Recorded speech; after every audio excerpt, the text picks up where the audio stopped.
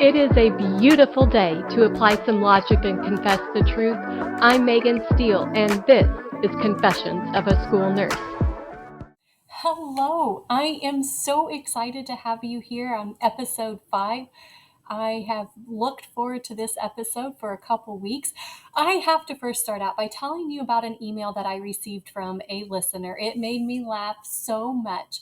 Laura is a school nurse on the coast. She's on the East Coast, and she has been sharing with her colleagues about the do not apply logic side of life, and she was talking to her principal.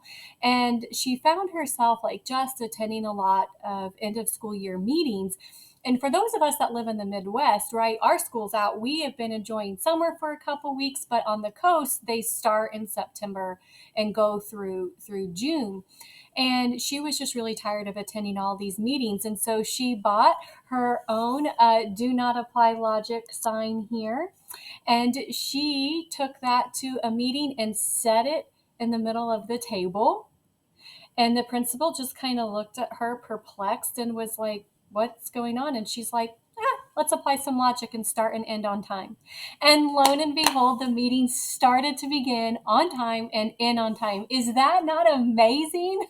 I love it. Laura, thank you so much for sharing your story of Do Not Apply Logic. If you want to get your own plaque of Do Not Apply Logic, please go over to my website at confessionsofaschoolnurse.com. And also, please keep sharing your stories. I love hearing them. Kind of a little bit of a change of subject here. I just wanted to let you all know that Facebook is a turd, and it is blocking my stuff all the time. Apparently, because I'm not promoting drag shows and I don't have naked men dancing in front of children, I can't be allowed to post on Facebook. So I encourage you all to follow me on Twitter. Elon Musk has got it going on over there. You can find me on Twitter at Confessions of a School Nurse. And it's Confess the Logic, at Confess the Logic. So, all right, today we are going to tackle some more of that school to scalpel pipeline, but today we're going to talk about ways that you can talk to your own children, right? And the ways that you can talk to your students about all of this nonsense surrounding the alphabet pronouns and the transgenderism. And then towards the end of this episode, I'm going to talk about ways to find a counselor or a psychiatrist or a psychologist that will not gender affirm, right? And that will provide you and your family with the help that you need.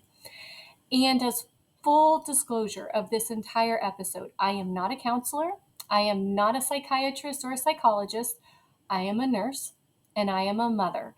And the things that I'm going to talk about today are not endorsed by counselors or psychiatrists. It's literally nursing communication 101 and being a mom 101. All right, so let's dive in and let's start.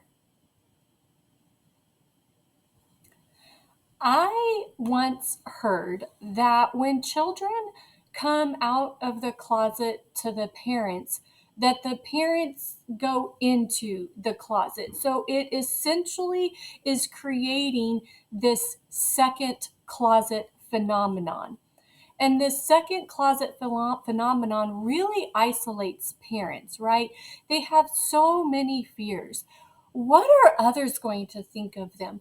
What are the church leaders going to say? What are their friends going to say? What are my parents going to say? What are my siblings going to say? What are their nieces and nephews and so forth? Like, how could their child do this? Where did I mess up as a parent? Where did I go wrong? What did I do, right? I just can't imagine knowing what it would be like to be one of these parents and what they're going through, right? They know that their child was created in the image of God, and now they feel completely like this wind has been knocked out of their sails. And you know what? These children, these precious children, feel the exact same way. Children that question their identity, they are scared and worried, depressed, lonely, and afraid. And they want to be safe, and they want to be loved, and they want to feel so valued, but yet they feel totally ashamed. It's a double-edged sword, sort of say. So besides prayer, right? Prayer is the number one thing. But the number one thing next in line to do that you need to do as a parent in these situations is listen. Yes, listen. If your child is coming to you, you have to listen. And when you listen with an intent to understand, it fosters an environment of love and respect, no matter what. Make sure that your child knows they are loved by you and they are not alone. All right, that's it. Peace out. Great podcast episode number 5, right? Have a good day. Wouldn't it be amazing if it was just that easy, right? Okay, I'm going to pray and I'm going to listen. Got this. I can do it. But let's break down, right? Let's break down this listening. Let's break down this communication, because here's the deal. You have to build an open relationship with your children, which consists of open communication and love. And if your children are older, you need to start today. You need to start having open communication conversations with them today. If you don't have children, you have got to create this environment the minute that they are born. Because if your children cannot come to you with questions and thoughts, they're going to turn to the world. They're going to turn to social media. And trust me, you do not want the world telling them the answers. You have got to having open communications with your child, and you've got to have them frequently, like daily, like multiple times a day. And when you have these open conversations, you're creating this environment of vulnerability, critical thinking, and showing kids that you value their thoughts and their ideas. And this process really works both ways. If you open up to your child about really hard challenges that you're having, maybe that you're having in your job or in your relationships, or problems you've had in previous relationships, they're going to open up to you about their really hard challenges in life. So how do you open up and have these open conversations with your children? You ask open-ended questions. And you ask all the time, and you ask about everything from playing Legos to schoolwork to their job to their friends to their athletics, you name it. You ask open-ended conversation, open-ended questions. So for example, what do you think about that? How does this make you feel? Tell me your thoughts on that. The more of an open-ended question that you can have, the better. Because when you ask yes or no questions, it requires little thought, and it does not provide an open and engaging environment to have a conversation. It's more of a, I have to answer this dumb type of question, so I'm just going to hurry and answer it and walk away. That's the environment you have when you say a yes, no question, like, was lunch good today? Yes. How was science class? Fine. So you have to be open about this. So as a nurse, I am trained in asking open-ended questions because I want to be able to gather all of the information that's going on with my patient. And so when a kiddo comes to my office and they say that they don't feel good, I respond with, tell me about that. And then the kiddo goes down the little rabbit trails that they have, and I'm able to piece together information, and I'm able to see all of their body language. Actually, I was watching their body language as they were walking down the hall to my office. I already made my diagnosis when they walked in the door, right? Because that's what we do as nurses. But when I am able to ask more open-ended conversation and questions, I can get to the bottom of the issue, and I have a holistic view of what's really going on with this child. Because if this kid comes to me and says, I don't feel good, and I go, well, where do you not feel good at? I'm literally going to get a one-word answer. They're going to be like, my stomach. Well, then I'm not going to know that they didn't have breakfast because they were running late and they didn't get on the bus, and then their homework wasn't done and the teacher got mad at them, so they're upset and their tummy hurts. So I can treat that, right, better than just I have a tummy ache. So open-ended conversations and questions are used a lot in the medical field, especially in the field of nursing. And so as a parent, I have strived really hard to do this with my children. And now that 2 of my children are older, I can honestly say that this works. My children are very open with me, sometimes a little too open, but it's, again, I'd much rather them come to me than go to the world. But how do you as a parent do this? How do you engage in these? So for toddlers, right? Like I've got twin toddlers and they're playing with Legos. So I would tell them, tell me about your Lego castle. And then in their toddler little language, they're going to tell me. And then I'm going to respond with something like, that's so cool. And then I'm going to point to something else on their little Lego castle and I'm going to say, tell me about this. And then they're just going to go on. And this takes a couple minutes, but it's so engaging for the child, right? I'm developing the idea that we can have open-ended questions and open-ended conversations, and I'm allowing my child to think deeper and process what they're doing. And I'm starting this as a toddler. So it may seem minor, right? Like it's just a toddler, it's just a 2-year-old. I promise you, when you do this, when they are a teenager, they're going to come to you and they're going to talk to you. So you have to build this environment now. You have to be attentive and actively listen and question everything they do. I see you playing in the sand. Tell me about your sand toys. Trust me, this takes a lot of practice. Lots and lots of practice, especially if your kids are older and especially if you're not used to doing this. Um, you have to practice as a parent. And on my website, I have a list of 30 open-ended conversation starters. So that way you can have some starters. You can pull out your phone pretending you're looking at something and actually be looking at the open-ended question starters, right? We're going to apply some logic there. So I'm helping you out, parents and teachers here. But if you've got an early elementary age kiddo, they find humor in a lot of things that we may not find humor in as adults, or sometimes we find way too much humor in their stuff, right? So you need to say something like, tell me about the funniest thing that happened at recess today. I see you did math today. Show me what you did. And as they are showing you, ask more questions. Middle schoolers, they're a little bit of a challenge, right? Like tell me about how science class was. No. Well, how was lunch? Fine. Right? Most middle school kiddos, they have attitudes, right? And remember, you know nothing, because middle schoolers, they've got it all going on. Honestly, with this group of kiddos, you just have to keep pulling it out of them until they're going to get used to this new type of communication and this new type of environment that you're creating. If they have social media, then ask them about what they're looking at on social media, and not in this terrible, inquisitive, you're going to be in trouble because you were looking at social media, but be like, dude, I saw this funny video today. What was the funniest video you saw?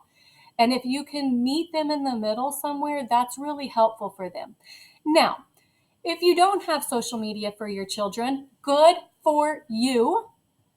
Then you need to have a funny joke ready to go that kind of lightens the move, and then you can move into more deeper questions, like, hey, I was listening to the radio and this song came on. Tell me about this song. Or I saw you jamming in the back seat. Tell me about that song. How does it make you feel? And then whenever you get going on things, right, you can sing the same song together. You can jam out to it in the car. Next time you get in the car, you can play that special song for them. But whatever you do, just don't stop asking questions. It may take a few weeks, honestly, because middle school kids, they're just in the world of their own. But once they get used to it, they'll start opening up. They'll start having those conversations. But you as a parent, you're going to have to work extra hard to pull it out of this age group because they're not used to it. They don't know what you're doing. They think it's weird that you're trying to be in their lives. So for high school age kids, remember they know everything, right? You're dumb. You're dumb. You know nothing. You have never experienced life like they have. You're just this weird person that lives in their home. Years ago, I was talking to a student about teenage pregnancy, and she was like, you have no idea. And I was like, sister, I was pregnant in high school, so I know exactly what you're going through. And she was like, oh. And then she responded, and we were able to open up and connect, and her baby was adopted. It's a beautiful story of love. But it also came with trying to get at the same page as them, right? And really, really working there. High schoolers, You just have to know what they like. You have to know what their interests are. What are they doing every day? What things are they involved in? Are they in music lessons? Are they in art? Are they playing football? Are they weightlifting, trap shooting? What are they doing? And then you have to be a part of that. So like if you had a child that was a football player, you can ask very specific questions that are open-ended. For example, what kind of skills did you work on at practice today? Tell me about that cool play you did during the game. I wonder what would have happened if you missed that tackle. What do you think about? Well, I wonder, do you think so? Tell me why. Those are just some really good open ended questions for high schoolers. Again, if you've never done this type of conversation with them, it's going to be very hard for you. It's going to feel very awkward. There might be some of that weird silence that happens. You have to have open-ended questions in order to have open-ended conversations that will progress somewhere. And so you just start today, work on it, and be sure you check out those lists of questions because that will really help you out. Again, they're on my website, confessionsofaschoolnurse.com. That's confessionsofaschoolnurse.com. And you can find that there, as well as all kinds of information on the alphabet pronoun dictionary. I would encourage you to check that out so you know the language that these children are using, so that way you can be better informed and better prepared to have these conversations. All right. As a parent, right, we're going to start communicating. We're going to start looking at these open-ended questions so we can have these conversations. But what about you as the educator? What about you as the school nurse? You're going to start communicating like this in your office, and you're going to need to start communicating like this in your classroom, because open-ended questions and conversations will build trust. It's going to build the student's ability to critically think and think outside of that box. Their curiosity will grow.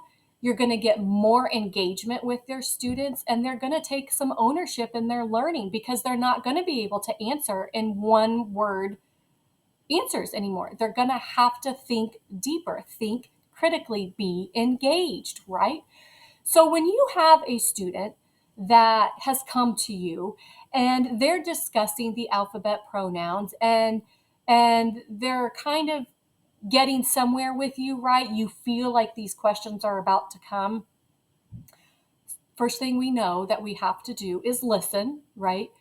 We know that we're going to ask open-ended questions, but then what? Remember from earlier, remember that second closet phenomenon? That's where the parents are, but the students are also feeling that as well. And here's a thing with the alphabet pronouns. Because they think, they feel gay, that means that they are gay. It's a feelings versus labels type of thing. So I get angry. That doesn't make me a wicked witch. My feeling of anger doesn't label me. So feelings are normal and need to be validated, but labels do not. So the first thing that you need to do when a child comes in to talk to you about these things is to thank them. Thank them for being brave enough to come to you, to talk to you about these really, really hard things.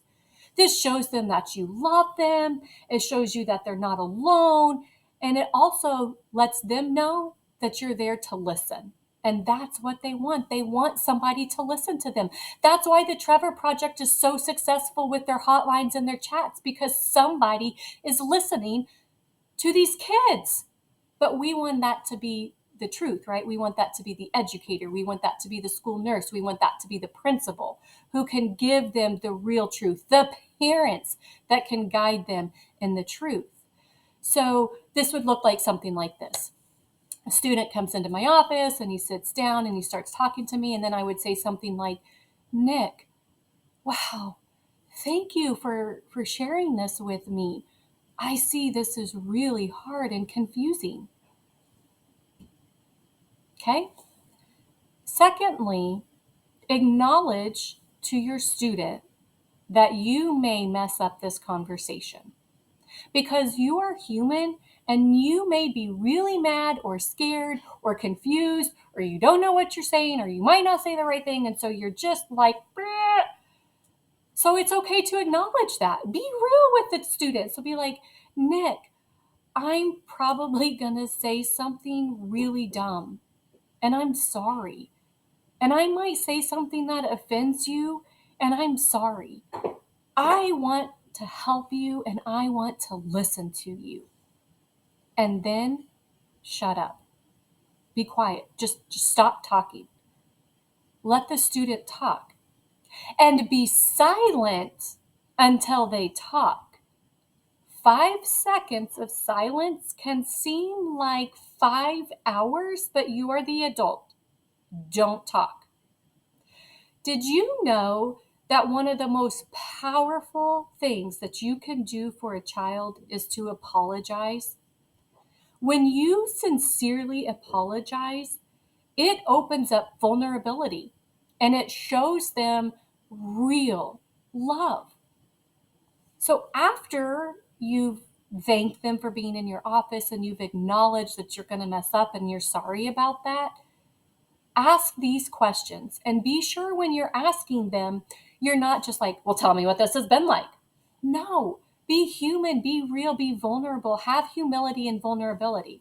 So it would be something like, Nick, this looks very hard and confusing. Tell me what this has been like for you. Tell me about how you feel. What do you know about being bisexual or transgendered or lesbian, whatever it is? Tell me how long this has been going on for you. Do you see the difference when you ask with humility and vulnerability versus, well, tell me when this has been like? How long? Oh, yeah. There's a difference, right? Like when you're real with the student and you're wanting them to open up to you, you have to be able to open up and be kind and caring back. The reason that we do want to know about time is because the latest trends are that students in 2023, they have not been having these feelings for years, right? They have not been identifying with this. They literally just started with a lot of this garbage when they were shut in their homes and forced to learn online. And they learned from social media and the world. A few students will mention that, they felt like this way since they were born, or they've been feeling like it since their friend did it a couple years ago. But this knowledge can help you kind of guide the conversation along to pull out more information and get more specifics out. Are they hurting themselves? Have they thought about that kind of thing? Do they have resources at home? What are their parents thinking? That kind of thing. The big key here with this conversation with a student or even with your own child, listen more, talk less. Listen more, talk less. When you do that, you're building this relationship of trust and vulnerability and humility and love and caring. And again, listen more, talk less. That is very hard for nurses. Okay, maybe it's just hard for me, but it's hard for a lot of nurses. And it's very, very difficult for educators because they're used to educating, right? We just want to talk. We want to throw out all this knowledge that we have. We want to help everybody around. But when you have kids coming to you with really tough things, listen more, talk less. And open-ended questions help you do just that. All right, so here's where it can get a little bit tricky. The student has come to you. Now what? Right? I work in a private school, and so I'm really fortunate that we serve to be an extension of the family's home.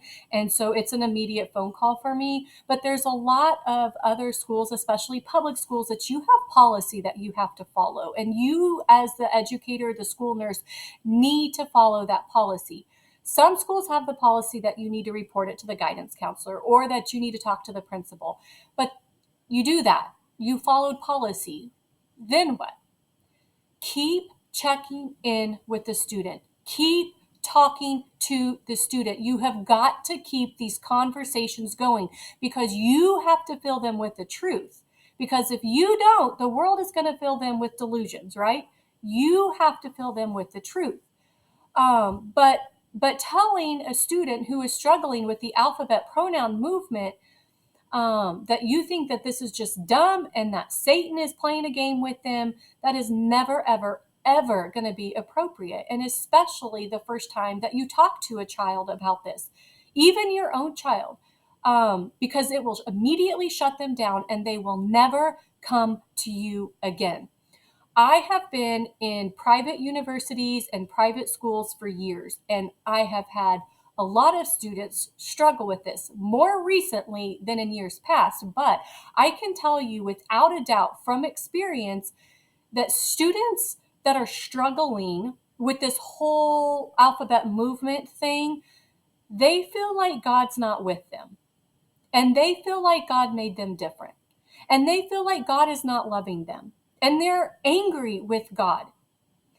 And I find that so incredibly hurtful and sad. And how hard that must feel that the person who created them and loved them made them different. Like that would be horrifically hard to believe that and to feel that way. So what do you say to that, right? How do you handle that? Well, you acknowledge their feeling. I'm not saying that you agree with it, but you acknowledge it. So say something like, that must be really hard. Tell me about that. And then shut up. Let them talk. Remember, again, listen more, talk less. And after they talk, right, they kind of get it out, we're getting somewhere, this is when you tell them the truth. I know that you are feeling like that right now, and that's okay. I want you to know that God loves you and He made you into such a unique and incredible human being. And then shut up. You've acknowledged their feelings, you've validated their feelings, you didn't agree with them, right? And then you provided them with the truth. But dealing with public schools, public universities, you're not going to be able to do that. So you're going to have to speak truth through biology. You're going to have to bring in the science because that's truth. That's real. That's something you can talk about in public schools. Male, female, male, female. And then by keeping that conversation open and ongoing, you're going to be able to discuss more and more truth. And here's the key thing that parents need to know, that educators need to know, that schools don't want you to know. They do not have, a large majority of them don't. Now, California, they've got some crazy rules going on there right now. So if you live in California, you need to pack up and move because they're coming after your children and you will not have your children any longer. So move out of California. But for all the other states, a lot of these schools, they do not have written policy that you can't talk to a student's parents. And for me, this is an absolute must. You have got to inform the parents that you have just had very, very hard conversations with their child. Some of these schools try to say that FERPA, that Family Educational Rights and Privacy Act, right, that it requires you and states that you can't talk to parents. That's the exact opposite of what FERPA really is. FERPA means that as a minor, your parents are going to get your information. But as an adult, when you're 18 and over, your parents aren't going to get that information. That's what FERPA is. It's like HIPAA, but for the educational systems. So students, minors in middle school, elementary school, high school, right? They're under the age of 18, except for seniors. So you must talk to the parents. And the student may ask you not to, right? They're coming to you. I need you to keep this a secret. Don't tell anybody. Well, then you need to ask them why. What's your concern if I talk to your parents? Tell me about how that makes you feel. A lot of them will say like, well, I don't want them to know, or they. Okay, so I have to be a little honest here. Years ago, I did hold off talking to a student's parents for a few days because I wanted to see if the student would converse with me a little bit more, have more conversation, talk to the teachers, administrators, kind of get a holistic view of what was going on. But I don't do that anymore at all. I don't think that that is a good practice. I think the day or shortly thereafter you have a conversation and a hard conversation with a student, that you need to immediately inform their parents. And the purpose of this is that it's a child safety issue, and the parents need to know.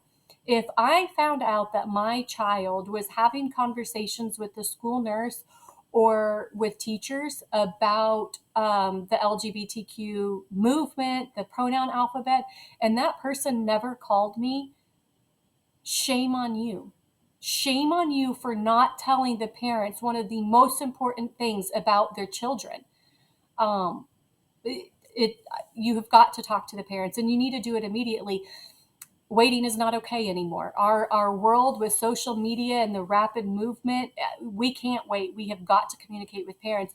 And I'm honest with the students when they come and they tell me and they're like, oh, can you keep this a secret? Don't tell anybody, blah, blah, blah. I tell them that I'm very worried about them and that I want to give them the best help possible, and that a lot of times help can take a bit to get. And so while it's going to be scary talking to your parents, we can call your parents. We can talk to them in my office. We can talk to them over the phone, whatever we need to do, whatever I can do to make that student feel more comfortable with it. But I don't hold back from talking to the parents because they need help, right? They are suffering from mental delusions and mental illness, and they need help.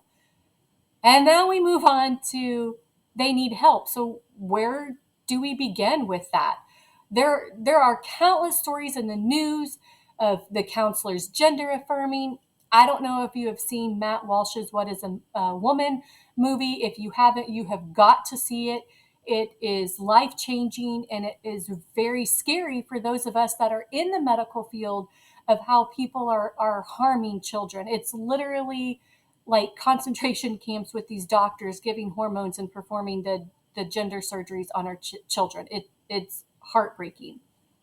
But one of the things that you're going to have to do is you're going to have to get a counselor or a psychiatrist involved in your family.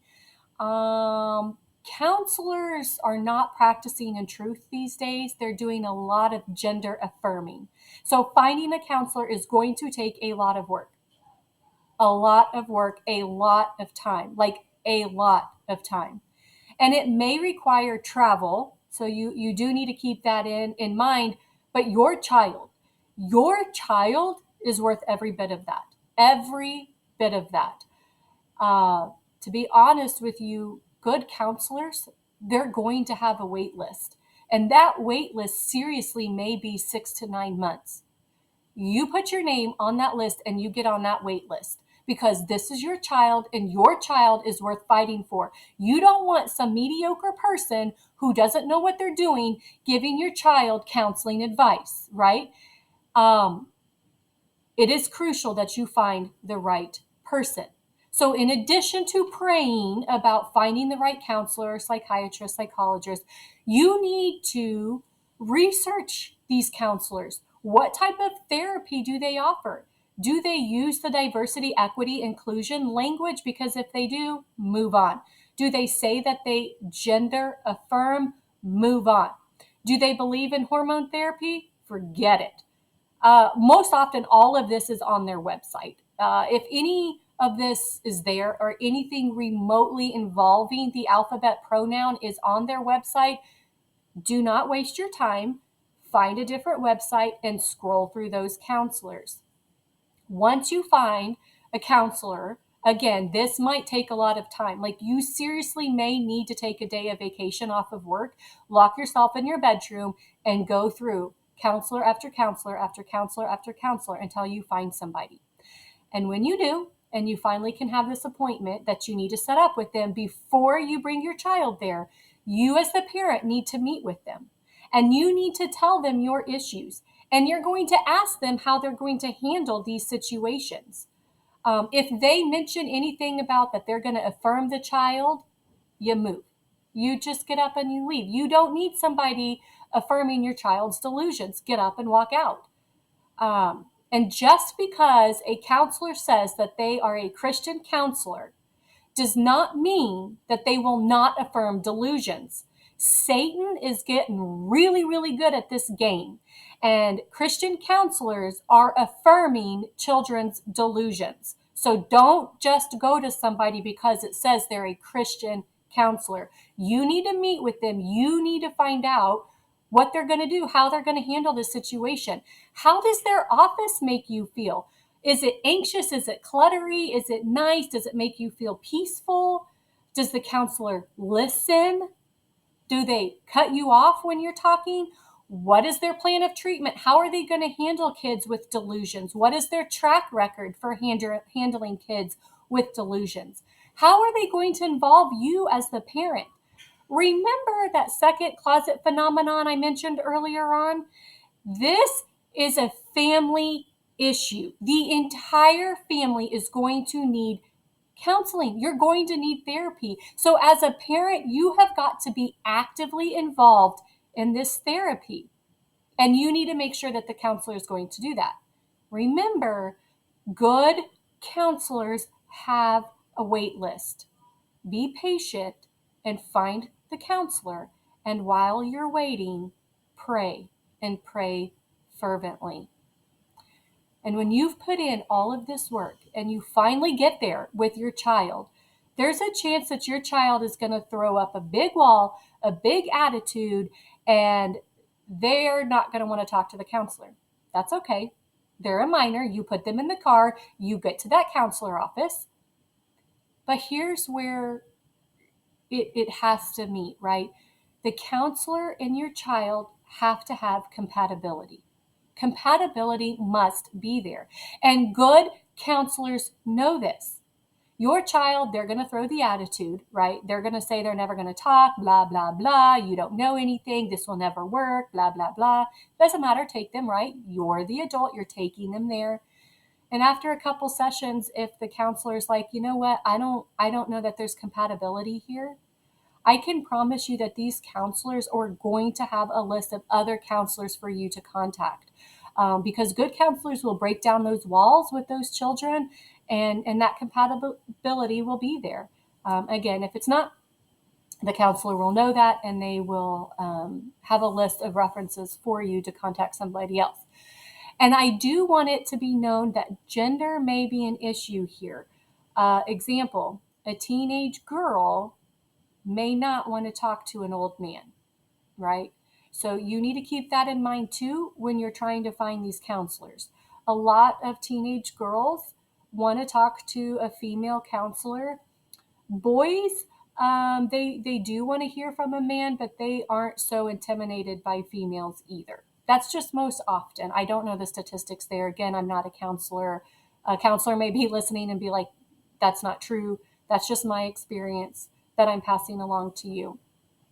But overall, it is important, whether this is your own child or whether this is a student, that you respond out of love, right? And you need to pray, and you need to fervently pray. And you need to build trust through relationships. Stand out in the halls right between passing periods. Greet students in the morning. Go to the lunchroom. Stand outside of recess. One of my favorite things to do as a school nurse is to go into the lunchroom, because you get to see kids and their real how they really act without their teacher standing over them, right? And then I love to greet students in the morning. Some students are so happy to be at school, and others could care less to be there. So you really kind of get a view of a holistic look at a student. I would encourage you to do that. And teachers, stand out in the hallway, have conversations with your students. The more open you are with them, the more open they will be with you. And you have got to have these open-ended question conversations. Ask questions, ask all the time. Always, always provide truthful education at the right time. And do not isolate the child, include them. So if your own child has come to you, don't shove them off in their room and hide them there, that and pretend like they're going to be fine and the world's not going to see them ever again. No, remember, they're scared and they're worried and they're depressed and they're lonely and they're afraid and they feel completely ashamed. So just make sure that you're including them in everything that you're doing. So My challenge for you for the next few weeks is to have open-ended conversations with your children. I can promise you that it is a lot harder than you think it is, but it is crucial that you build these type of relationships with your children. It is incredibly hard and so incredibly worth it. The more you do it, the better you will get. And I have made this so super easy. Remember, I'm going to apply a little bit of logic here. I've made this so easy for you.